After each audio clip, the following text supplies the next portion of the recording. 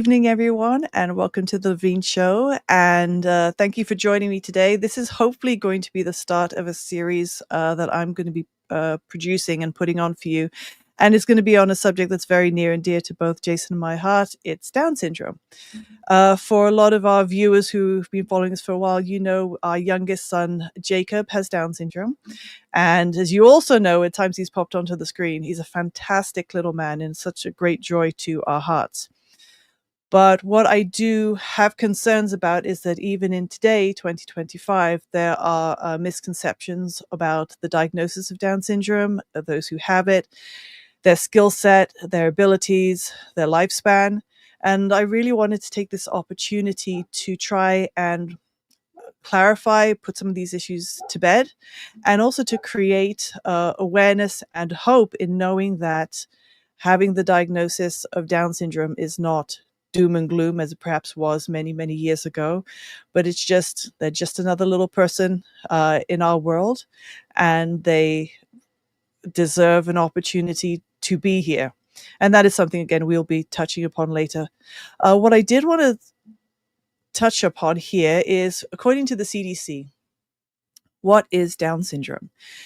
Down syndrome is a genetic condition where a person is born with an extra chromosome. Correct. They have, we all have pairs of chromosomes, and on the 21st chromosome, they have 3 instead of 2. It's also sometimes known as, it's officially known as trisomy 21. This can affect how their brain and body develop. People diagnosed with Down syndrome can lead healthy lives with supportive care. Very true. People with Down syndrome often have developmental challenges, such as being slower to learn or to speak than other children. And then it lists off a whole bunch of issues or descriptions regarding facial features, other physical issues that they may have, and then some medical conditions they may have, such as congenital heart defects, hearing loss, obstructive sleep apnea. What I'm hoping for is that by the end of this episode and going forward, people will start to realize there's more to people with Down syndrome than just a medical diagnosis or an official definition. They're people, and they're great people. Some are grumpy people. I know my 8-year-old can be from time to time, but they're people just like us. And I think I want to take the opportunity to use this platform on the show to create more awareness and share some knowledge. Now, with that, I'm so fortunate to have these 2 great guests join us today. We've got Laura LaChance from the Canadian Down Syndrome Society, and we also have Faith from Saskatchewan, who has out of essential to give her children a future, decided to create Down to Cookie company, and she basically created it in order to leave something to her children, and she'll be sharing her story as well. So, ladies, I'm about to go ahead and bring you on. So, welcome, Laura. Thank you very much for joining us, and welcome, Faith. Thank you too. Hey guys, thanks for having me. Happy to. So, Laura, let's go to you first, if you don't mind. Can you just tell us who you are, what you do, and why? Sure. Don't know about the why, but I'm Laura. I'm Laura LaChance. I'm the executive director of the Canadian Down Syndrome Society. I'm speaking to you from lovely Collingwood, Ontario, about 2 hours north of Toronto. I'm also a mother. I'm a mother of an adult child with Down syndrome. We have 4 children. We had 4 under 4, and Kevin is our second born, and he is now 32. That's wonderful. 4, and you said there were 3 boys, 1 girl. Mm-hmm. That's a handful, and you had them all. Like it says, 4 under 4. 4 under 4. Yes, we had twins after Kevin. Yeah, so. Oh, and then speaking of twins, Faith, go ahead and tell us who you are. Hi guys, my name is Faith Al-Sayed. I am a mother of 3. My oldest is Hunter, and my twins are Hudson and Hayden, and they were born with Down syndrome. And I did create Down to Cookie for them, but they actually helped me.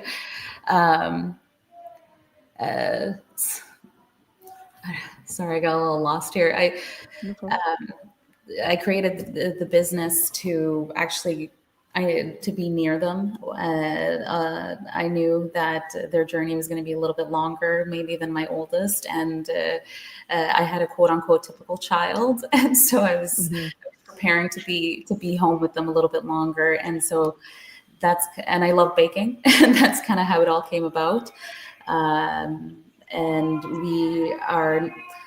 it started as a baking company, but really it's progressed into something more. We've been given opportunities to teach an integrated cooking class in many different high schools all around Saskatoon.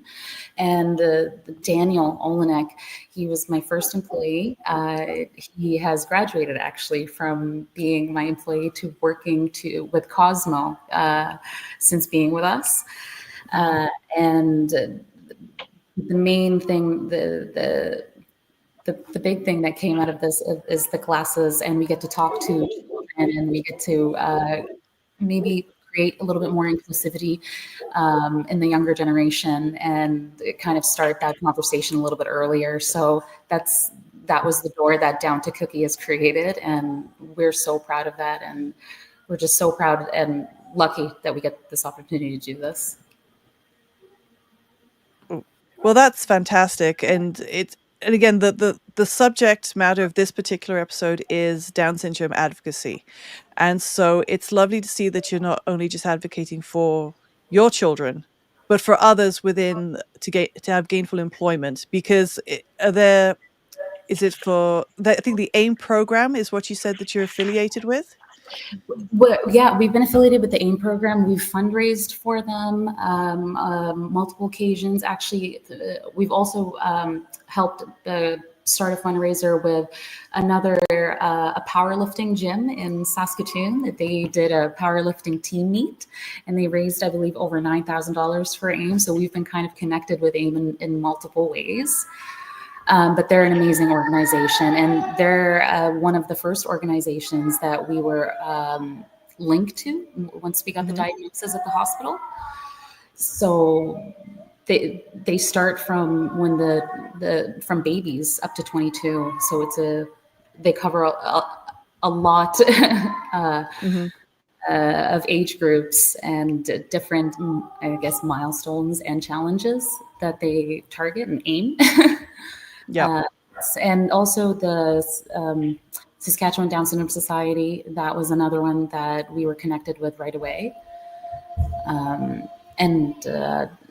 mean, in social media, we've enmeshed ourselves with everybody around us. So let's start with, Laura, so what is the goal for the Canadian Down Syndrome Society in Canada? What is their goal? So our vision is that all people will be valued and fully participating citizens.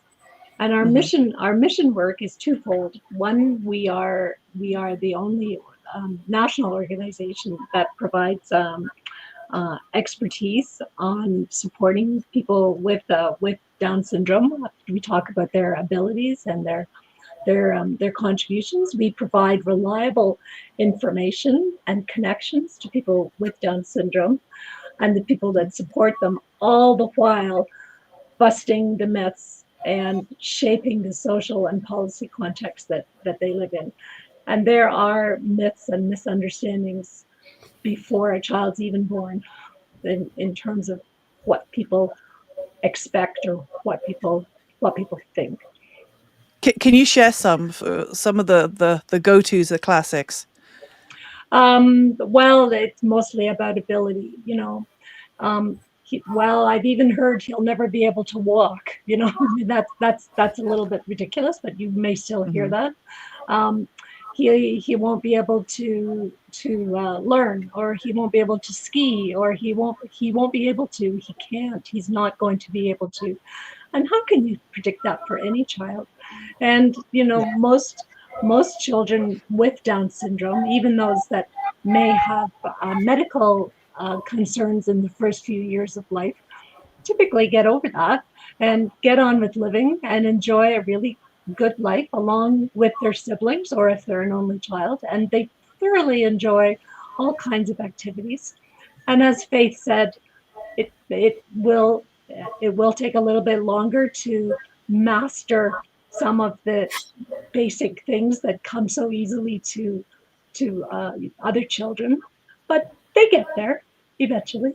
And you know, you celebrate small steps, and you know, our goal is to hopefully help everybody live a full life.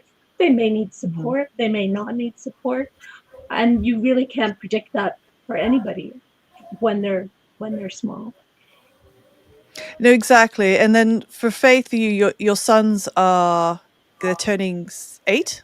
They're turning 7 on the 11th Okay, here. they're Yes. turning 7.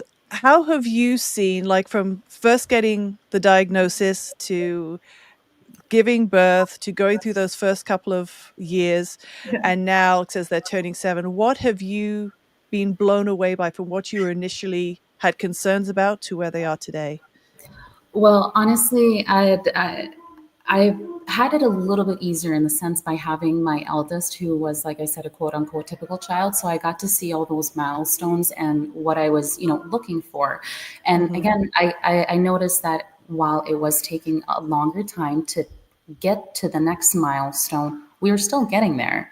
So there were so many similarities that I could affiliate to how my oldest was growing. So it kind of gave me comfort. I'm like, okay, they're getting there. I was already seeing it with my oldest. And from going from the, like I said, the diagnosis, being in the room surrounded by all these doctors, and they're in the NICU. They were born 34 weeks and 4. So their lungs were underdeveloped. So they were in the NICU for a month, and Hayden came home a day short. But you know, he was on oxygen for 5 months, and you know, some trucking along with this oxygen tank, and a new mom of 2, and well, 3 actually when they came along. So trying to juggle that dynamic, it was kind of a blur. And not even 2 weeks after they came home, they contracted RSV, so they went back into the hospital for another 2 weeks. I remember I was in different wards, one across this, so I check on him and then go to check on the other one, and then I had a toddler at home that I had to come back to, and then I was married at the time to my ex, who worked overseas, so it was there were so many things to juggle.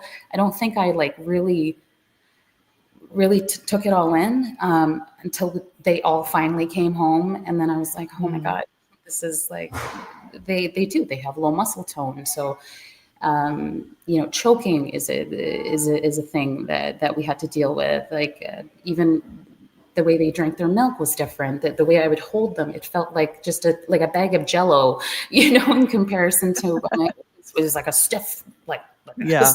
dude, you know. And then just again having 2 of them, and so it was like, yeah, it's like a blur, to be honest. And then when I to this point right now, where Hayden would take the remote and he goes to YouTube and he watches YouTube. He's 6, you know, and Hudson likes to sit and play with his books and stuff. And they have their specific toys, and they have their specific, like their spots on the bed, like where they like, you know, and they're nonverbal. But I know what they're saying. I know they're shaking the gate right now. So like, but we're leaps and bounds from what it was, and from getting that, hey, they have trisomy 21, and it is actually, it's both of them. And for us, as I was saying earlier, we're in vitro for pregnancies, for both our pregnancies. So the genetic testing was, you know, it was offered to us, and many things. We were kind of, I felt bombarded at first, and I just wanted to meet them and see them, and just I didn't really enjoy my pregnancy too much. I felt when I would go online, there was, like you said, what they couldn't do. There was so many, like, what all the obstacles were just jumping at me from the screen, rather than seeing the people celebrating these milestones. So from getting that diagnosis and that fear, that initial fear, to now being like, well, I don't even know. It's Yeah. different, you know.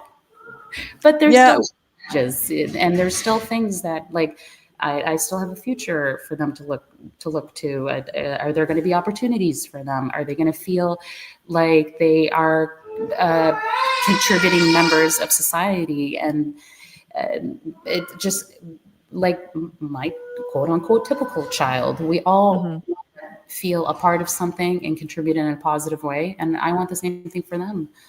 So they're saying the same thing. Yeah, they're saying the same thing. It was, did you have, when you got the diagnosis, did the hospital recommend a parenting support group for you to contact? Was there an option for you there? There was actually the first one was the Saskatchewan Down Syndrome Society. Then we got contacted with AIM. That's Ability in Me. That's a great organization. I actually did a little Googling, so I didn't forget anything. There's the Saskatchewan Health Authority. That was another one, and Inclusion Saskatchewan. We got to use them in different stages.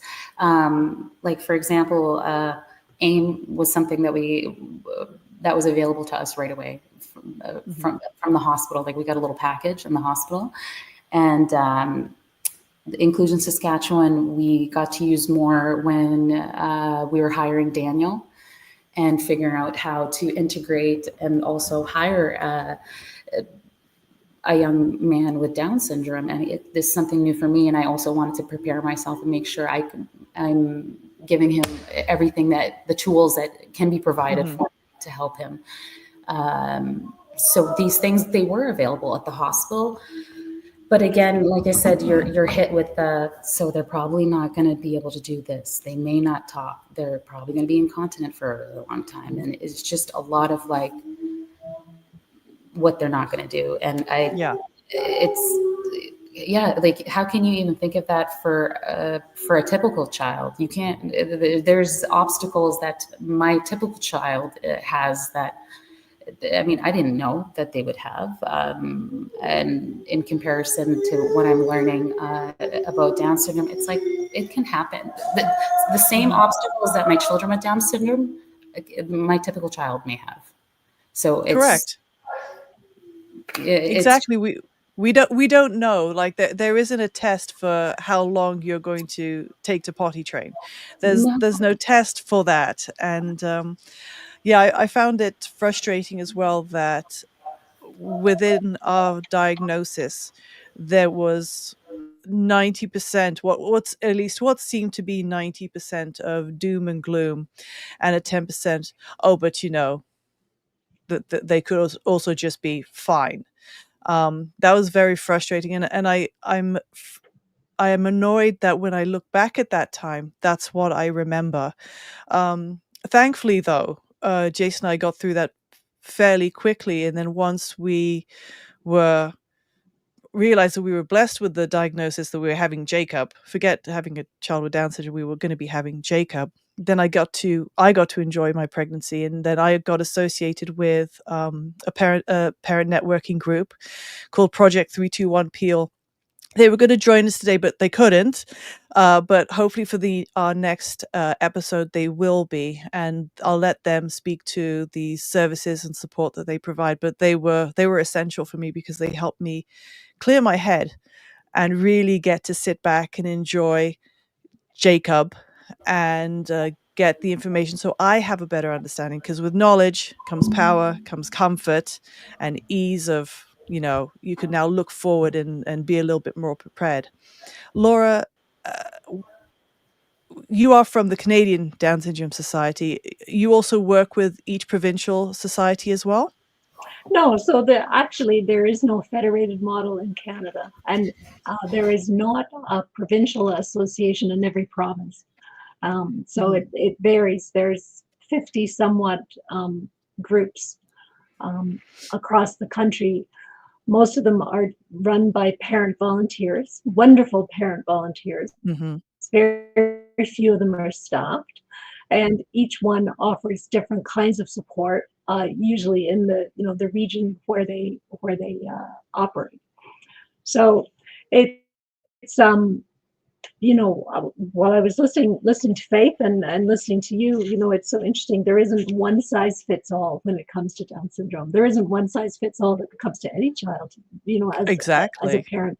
And even some children do things quicker than others, and some children take a liking to something and the others don't like it. And the least of which might be food. Do you like that? No. Do you like that? Yes. And all of the things that come with parenting young children. So often, um, the other thing that we found is that um, when where there is often support if the baby's born in a hospital setting, there is support in a hospital setting. Um, the parent or the support worker has to reach out to the support group. The support group doesn't get a list of who's been born and I'm going to contact them, because some people want it and some people don't want it. Some people want it later. Some people don't want it right now. They're dealing with perhaps they're new Canadians, so they're dealing with different cultural issues than we have around children of difference. But most of the groups provide excellent parent networking, so you can meet other parents and see other children with Down syndrome, because likely you've never seen a room full of children with Down syndrome before.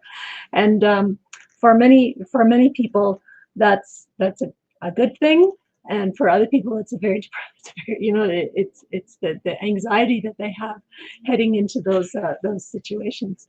So we do have on our website a map, a Canadian map, and if you click on a particular province, then it's on Can you tell me where to go? about. Click on the drop down from about, and then go to community groups, third from the bottom. Okay. And when it opens up, Oh, scroll down, then there's wonderful. so you can, for example, if you click on Saskatchewan, Yep.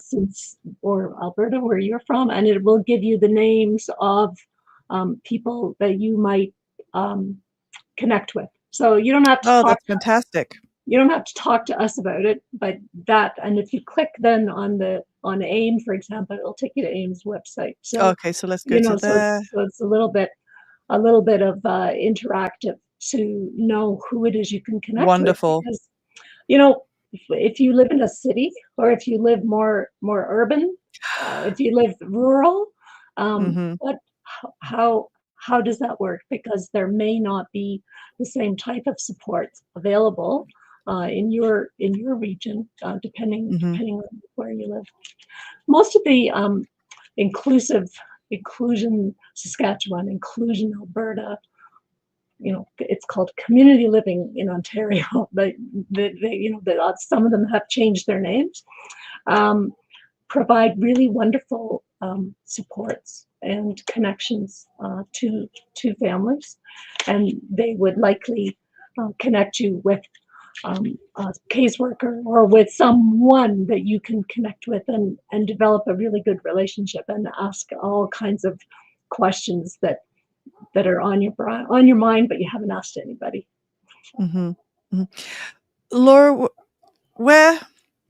actually, let me ask this question to Faith first. Faith, have you felt that over the last nearly 7 years with your boys, you've needed to advocate for them? Is there a situation that's arisen that you've like, hold on, no, this isn't right. I need to step up and do something or say something?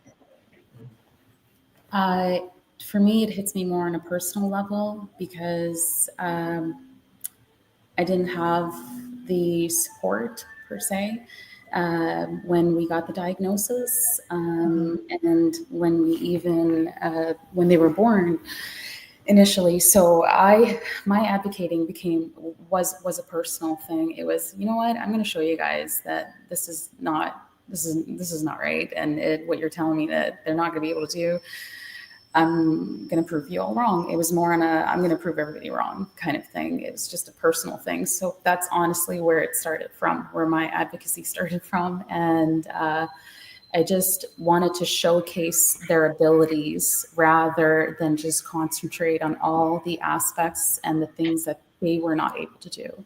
And those were the things that kind of I was bombarded with initially online and Googling. And then you see different diagrams of facial features and stuff, and it's like, this is not my child. My child is my child. He's unique, and there is a disconnect initially from, like I said, the diagnosis, and there's so many different misconceptions that are floating around. So until you're in it, and everybody's story is different. Some other people have had that support, and that's not where their head was at. But from my personal experience, that was kind of what drove my advocacy, to be honest. And the difference, I don't know if I felt like I needed to advocate more or if it's not enough. For me, I'm just trying to create this foundation for, as they get older, that they have a little bit more options. And if I can open one door, then I'm happy, and just create a better environment for them to develop and grow up in. And so I don't know if I felt like I needed to advocate more, but I just wanted to prepare for the future as it comes, whatever it may be. Yeah. Good for you. I would agree that'd be the right thing to do. Laura, in your experience, have you seen a greater need for Down syndrome advocacy? Have you seen that it's been fruitful? There's still a long way to go. We're there now. Like, what is needed? It's again, I would draw if you could put up our website again. I can show you that we have a resource hub. So we provide information through all kinds of life, all life stages. And if you go where do you want to go? resource, just click on resources. Choose one. Choose prenatal or new parent, for example. New parent. Yeah. Oh yes, because I liked this section. Yeah. When you click on it, it opens up a whole sequence of information that parents might need and or want about that particular stage of life. And I think as far as advocacy goes, there used to be, not all that long ago, where people with Down syndrome were referred to in really negative, really negative ways. So the one of our awareness campaigns was what do you say to people who've had a baby with Down syndrome? Well, what do you say to anybody who just had a baby? Yeah, congratulations.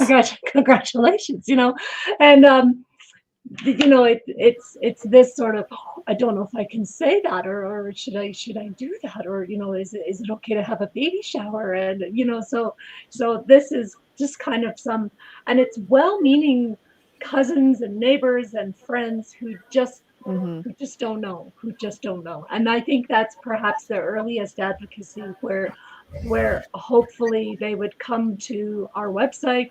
You can do it 24/7. Nobody knows you're looking, but you could learn about some of the positivity and some of the ability, and see the representation in the media is very different than it used to be, where they were very clinical medical images of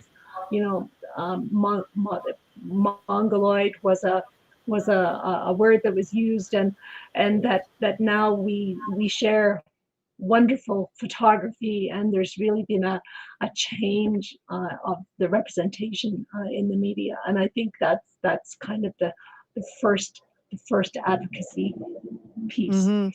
The next piece then is, okay, now they're a little bit older. Are they going to go to daycare? Are they going to go to nursery school? And what's going to happen when they get to school? And we hear from across the country in this political jungle that we are in at the moment, that lots of parents feel that they don't have enough supports through the school years. So And I I like think, this with adolescence resources as well. This is a section here, yeah, which I think is good. and the education resources, if you click on that. Oh, So let February me go back. is National Inclusive Education Month. And we believe that all children do really best when they're together with other children, and that everybody learns together in the school community. It's very difficult to envision an inclusive society if you don't have inclusive classrooms. Sure. So we really want to make sure that no child learns in isolation, and that every child, regardless of ability, deserves to thrive in an environment of acceptance and opportunity. And we often meet people who still have a very old-fashioned view of Down syndrome, and what it is and what it's going to be like. And you might get a phone call. They're 5 years old and they're starting school, but the phone call is, "Can they walk?" And you kind of wonder, oh, that's a heavy question, in Yeah. 2023. But that sometimes, unfortunately, sets the stage for parents walking in and really realizing that the people that are going to be helping them and help their child to learn don't share the same belief in their ability. So absolutely, around going to school, entering school, through school, there needs to be a great deal of ongoing advocacy and myth busting, and universal design for education than there ever was, because children with Down syndrome didn't go to school. They were institutionalized for the most part, and well, actually, they went to school where they live, but they didn't go to typical school with their neighborhood children.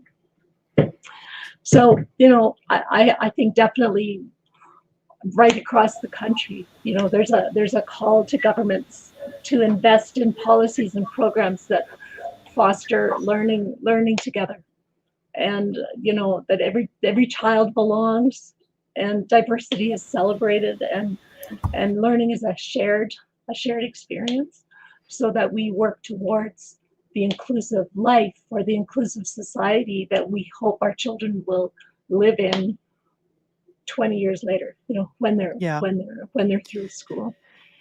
And I'm not surprised, quite honestly, that there's still misconceptions, because I was a little bit guilty of it before my son was born. And I should start with the fact that the year before our son was born, friends of ours were blessed with a little girl with Down syndrome. Now, prior to that, I grew up in England, and believe it was every year, there was a fundraising event for children in need. And it was a big national thing. So, call in, celebrities would do skits, things like that. But then every 15 minutes or so, within the hour, they would do and here's a story on why this is a child in need. This is why we're doing this. And I'd probably say 9 times out of 10, back in the 80s and in the 90s, it was a young person with Down syndrome. And it really did give the impression that, oh, poor them, they're not going to learn, they're not going to do much. And this continued up to the time. So when I came here, I was in my early 20s. That was my idea of someone with Down syndrome. They're not going to achieve much. They're always going to be in care, and poor them. And then our friend's daughter was born, and she's just lovely. And then we got pregnant and our little man was born. And of course, I'm like, when you got the diagnosis, that was the first thought that went into my head. And I now understand, oh, yes, 90% of the time, that they're not going to do well. And that's the impression I'm getting from the medical community who was dealing with me. And I look back because I see Jacob now. I'm like, oh my goodness, you guys are clueless. Just absolutely clueless. How dare you have given me that impression? How dare you publicly do fundraising efforts to depict people with Down syndrome in such a sad light when truly not. And that's why I loved coming across Project 321 Peel. That's why I loved Faith with Down to Cookie, because Faith, you and I connected years ago. Like, I can't even remember how or why we connected, but I came across your story, and I know I reached out to you because there was a woman in Brampton who had a bakery for her, in honor of her daughter who had Down syndrome. But I can't remember how I came across your story, but I did. But I reached out to say, hi, can I help in this way? Because I just knew, like, you've got society near enough going against you. And if we don't come together as a community in order to grow our community, we're never going to be able to create the awareness so people truly know what our people can do. So go on. No, go ahead. No, go ahead. I just found that, and that's why I wanted to start this episode on advocacy, because, yeah, even for me, up to I came here in the early 2000s, that was my impression. So I can imagine some older person with that mindset of thinking, yeah, can they even walk? Can they even talk? Can they do this? Can they do that? And the answer is yes. The answer is also sometimes. And the answer could also be, they may be struggling. But so can everyone else. You don't need an extra chromosome in order to have some sort of developmental delay or to have a speech delay. That's just my 2 cents. Like, that was a bit of a rant, but it's frustrating to me, though. Yes, there's depictions from the medical community by some in the medical community, and there are misconceptions which are then relayed to the public. So what can we do, Laura, to try and change that? Yeah, I think, the challenge is, and certainly we have found that, how do you change somebody's sort of opinion, something that they grew up with? And we continue to, we have awareness campaign, where we show ability, and we basically just keep showing ability, telling success stories, focusing on the good. Yes, there'll be some challenges, but you can't, there's not one size that fits all. There's no guaranteed path of what the outcome is going to be for any child when they're very small. And if we can help doctors to see, and paraprofessionals that work with children to help children reach their maximum potential, it may not be the same achievement as your other children, but they will continue to shine, and there will continue to be small steps towards their enjoying life and having a good time, and interacting with everybody around them, and not being how can I say it, not letting them get away with anything because they have disability. You can't play that card. No, I don't think so. Nope, that's not the case. So sometimes, someone at school later might say, oh, it's because they have Down syndrome. Actually, it's not because they have Down syndrome. We have to try and get that vocabulary out of your way. Things like the R word.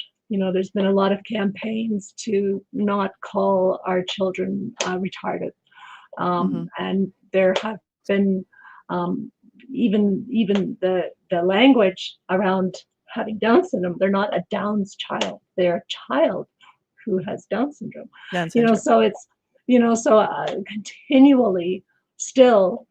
In my own experience, where Kevin is now an adult, if somebody says something old-fashioned, I without being invited to, I will correct them. And I'm like, I don't think so. No, that's right. And then, so Laura, sorry, Faith, what would you like to add on to that for what Laura said? It's true. It's you have to set the bar high. Just the same way as you would set it for, again, like a quote unquote typical child. Even I even hate saying that, to be honest. I hate that too. I know. I hate that too.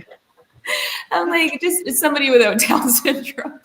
Like they will do things like my twins to instigate each other. Like, for example, we have a light switch upstairs that's connected to the TV. So if one of them doesn't like the TV show, they'll sneak and they'll flick that light off and be like, oh, we're turning the TV off. So they know they pick up on things and they do things.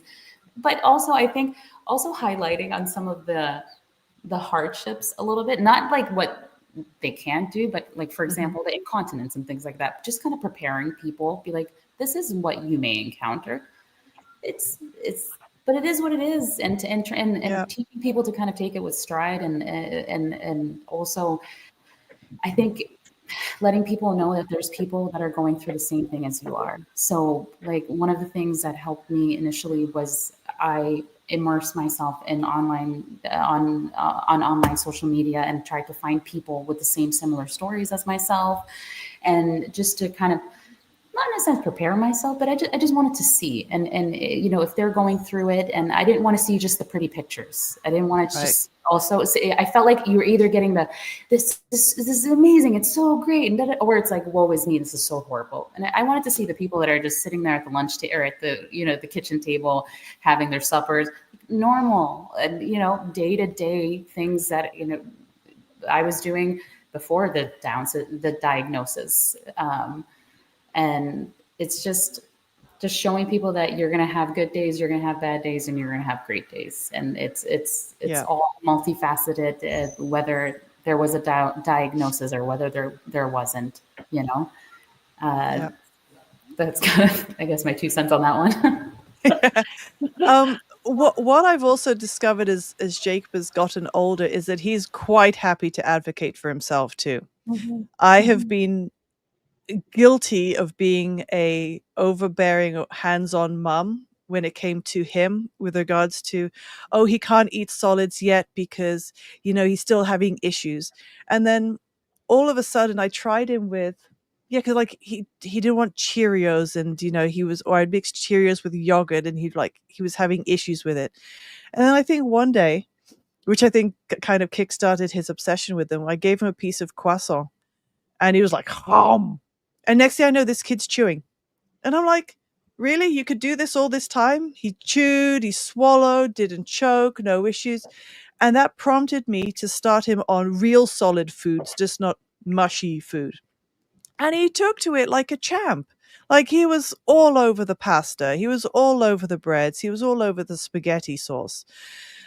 And it's little things like that he's shown me that I've been so hands-on with him. Like, okay, do you want me to help you put your shirt on? And I'm doing it for him. And then when he started to at least become more vocal, or at least be able to sign to say, like, hold off, woman, all of a sudden he's doing it himself. So I have been very guilty of being too hands-on and not having enough faith and trust in him in his earlier development. So they're like, no, you can do this. And now it's like, do it yourself, kid. And so I know when he comes to me for help, it's because he needs it. He can't do it, because he's always been driven to say, like, no, I'm going to do this. Faith, you had mentioned that with the boys, you're dealing with them being nonverbal, but have you, like we learned the Hannon method. Is that something you had tried with the boys when they were younger? No, we stuck to the sign language, and they learned a few basics, like more eating, and for pointing for certain things, like when one of them will point to go to the bathroom if they need to go. So they still do hand signals. They have a few words, and we started on flashcards. Oh, great.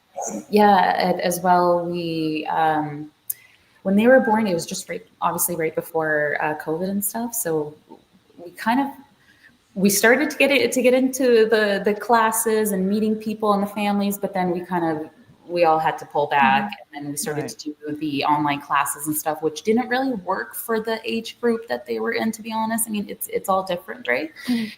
So again, we were kind of isolated a little bit. But yeah, we stuck to the flashcards, and now they're in kindergarten, and this is our second year doing we have their iPads, where I forget what the program's called, that they've been using. We add words to it with pictures, and they've been using that. Right. One Hudson has taken to it a lot more than Hayden. So they're both totally different personalities, even though they're identical twins. And again, which proves that they're individuals without diagnosis or not. They're still individuals, and one is more stubborn than the other. So, they have their own little uniqueness. But yeah, our struggle right now is the being nonverbal. And I think it's also my struggle because when they're in kindergarten, they repeat it. This is their second year repeating. I mean, I'm not there, right? So I know by just them looking at me and just a noise that they make, what they want, and they don't like, but somebody else will not know that from not being with them all the time. So it's like you said, it's my also being like, okay, Faith, you got to like step back, and they have to be, you can't be with them 24/7, and you have to kind of just accept it, that there's going to be that space, and you have to have that trust. And if you're creating a safe environment, and you know who's around, and you're involved and stuff. So if you're doing your due diligence, and you're making sure everything's good, and then you got to step back, like you said, and just kind of let them do their thing, and fall and pull themselves up, you got to let them fall. But yeah, no, we use, like I said, the flashcards and the iPads now has been our go-to. Yeah. One thing I want to add for those who, and it doesn't have to be, I guess, people with Down syndrome, but any child or person that is verbally delayed, just what I've learned from the course of the 8 years is just because they can't speak doesn't mean they can't communicate. And that's something that we learned. There are numerous ways we as people communicate that are nonverbal. And if you can find a method that works with your person and encourage it and help them develop it, they will be able to communicate with others.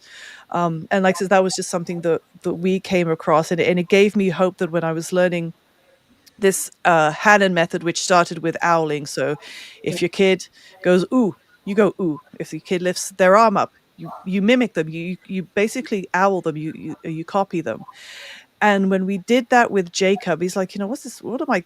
He was little, but like, what are my parents doing? And then I always say you could literally see the light bulb go off above his head when he's like, oh, and lo and behold, this was fantastic. He would, lift up his arm. We would do the same. He'd shake his head. We'd do the same. And he realized we were copying him. And that got him going with trying now to get our attention so we could engage him. And it's assisted him going forward. But when I saw that shift in him, it made me realize, that you don't need to be verbal in order to communicate. So I would just say find a method for whomever is in your life and really try to, encourage it, support it, and help them develop it, and they can, go from there. Did you want to add something to that, Laura? Faith? Well, oh, okay. No, sorry. No, Yeah. keep on. Go ahead. I think one of the big challenges is the range of ability, right? And not every child will achieve at the top end of the range. And some children are more needy than others, with or without medical conditions. They just are more needy, and they need different kinds of systems to help them to communicate. But we know that children with Down syndrome often understand just fine. They, if their hearing is well attended to, and there's no issues with hearing, sometimes they need a hearing aid or whatever, They understand just fine. They may not be able to tell you in an intelligible way that what the issue is or what the problem is, but typically, if you let them, they will make themselves understood, rather than some children do need more support. So it's finding that balance between hovering too much and not hovering enough, so that you feel confident and comfortable with how your child is managing to interact with the world. It's a funny thing, listening to both of you speak. Certainly, challenges that you face with younger children, and then they get older. Then Hmm. they come to high school, and it seems like I know a long way off, but then they come to high school, and then they finish high school, and then they're looking at life, and basically, working towards having a life of choice, a life of dignity, and being connected to the community is, it's a right, it's a human right. Like, it's not Hmm. something that somebody grew out of a hat, but you will find, I believe, that people with disabilities are often looked at as being disabled. It's a charity, like the kind of thing that you experienced when you were in England, Paula. It's but life is not about that. Life is about purpose. It's about your community. It's about your independence, and it's about opening doors and not limiting people when it comes to school, high school, and then what?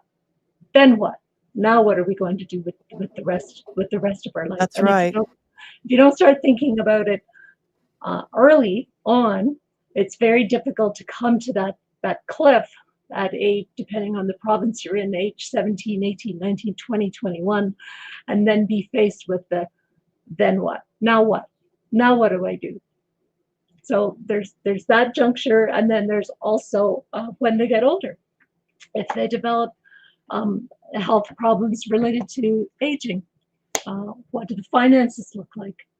What if it's been a parent that's looked after them so well for so many years, parents age, parents get sick themselves, and parents pass away. What's the plan? What's the plan?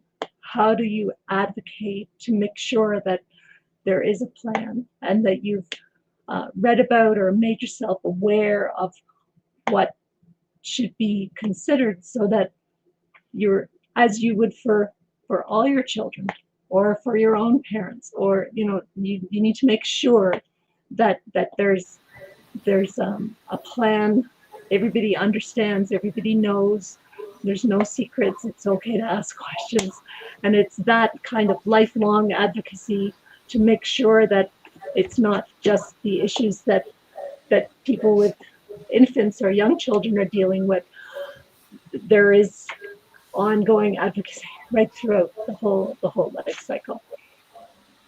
What would you say is the current state of those resources available to adults, Laura, going through living in Canada right now? Obviously, it can vary from province to province, but is there a need for us to continue to advocate for living conditions, for financial assistance, for education? Um, are we lacking in Canada?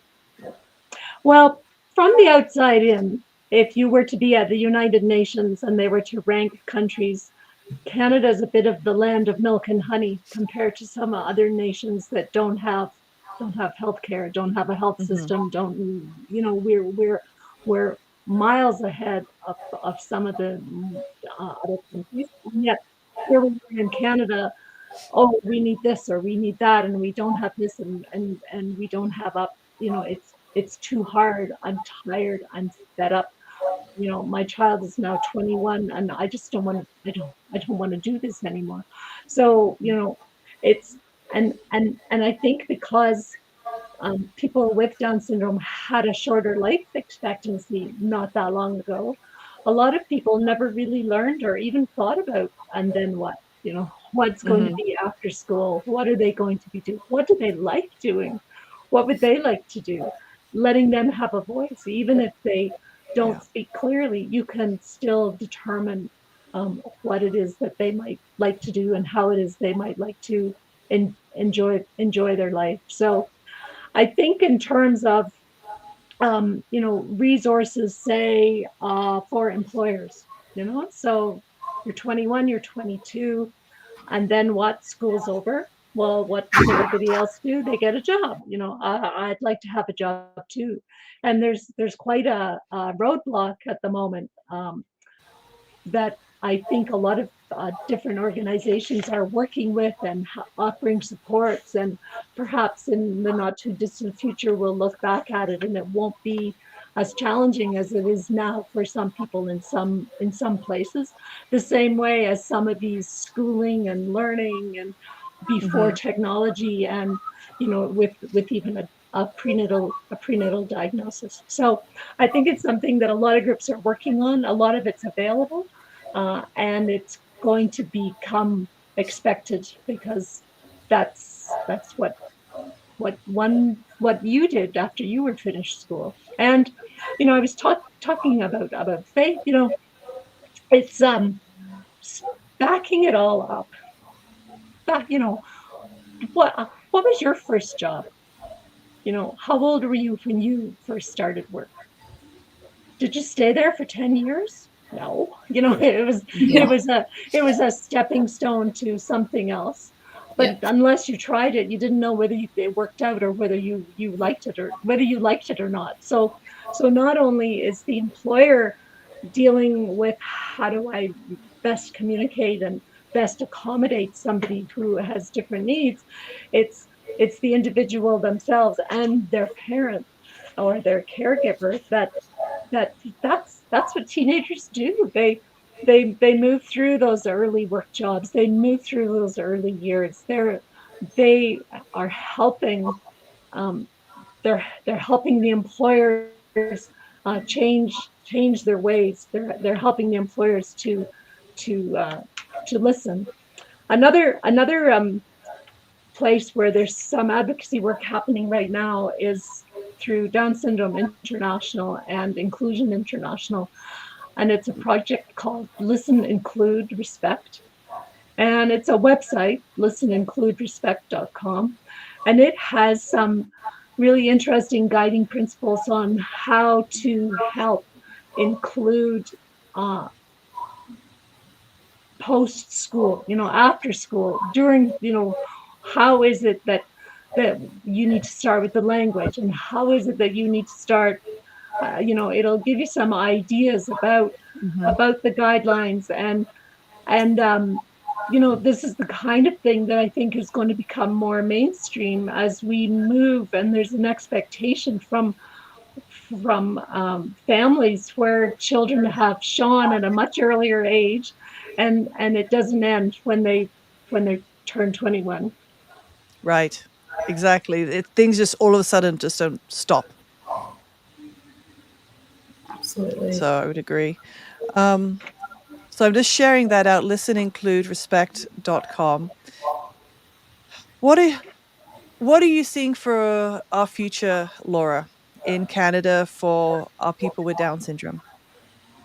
I think it's an exciting time. I think it's an exciting time where we are learning much more about the intersections of ability and disability, language and ability to speak, language and technology, working and having a good life, living at home or living on your own. What does that mean? What does it mean? What am I going to do? Where am I going to live? How can I look after myself? And that there will be plans in place with really good support for those adult years to help an individual to live to their full potential and enjoy their life, and not to be isolated. I think some of our most recent work around friendship and inclusion. True inclusion means really belonging and not just watching. So I think we're going to let that happen. I think that we'll build the future together. together, where there's choice and there's dignity and there's connection, where your loved one really shines on their own, where in the early years, just as with other children, you tend to hover more, need to hover more, but to encourage them to be their own person and to find their place moving forward. I think we're going to witness an ongoing evolution of this place and space where people with disabilities, people with Down syndrome, will become more visible in our community, will become part of the community, will be successful in the community, and and uh, and and shine. That's lovely. And then Faith, what's your thoughts on that as well? Uh, Really, they mirror the same things kind of that Laura was saying. I want there to be a future for them, and I want there to be options. And as she said, I want them to live their life in dignity. And also, if there's the with coming up with technology, I think it's actually opened those doors so much faster because people are able to peer into other people's lives. It's something that they were not able to do how many years ago, 20 years ago, or more, right? 5 years ago. Oh my God, yes. Yeah, 5 years ago. It's it's changed a lot, and you're right, it has opened people's eyes to people with Down syndrome and seeing them, not just being like, okay, let's just cart them to the next part in life, but also like, no, asking them like, what do you want, what do you like, and let's grow on that. Like, for example, I feel like Hayden may be more into baseball than Hudson. So it's like just seeing them and their strengths and just individually who they are as people before this diagnosis came into play, and just kind of Correct. growing on that. But having some sort of plan after school, like what are we going to do, what is their life going to be, what are these opportunities for them, because I still think there's a lot of work that needs to be done with employers. They're still seen as, I hate to say as a burden, but more something that may slow down the business rather than something that may actually help, which is not what it doesn't play on the whole dignity part.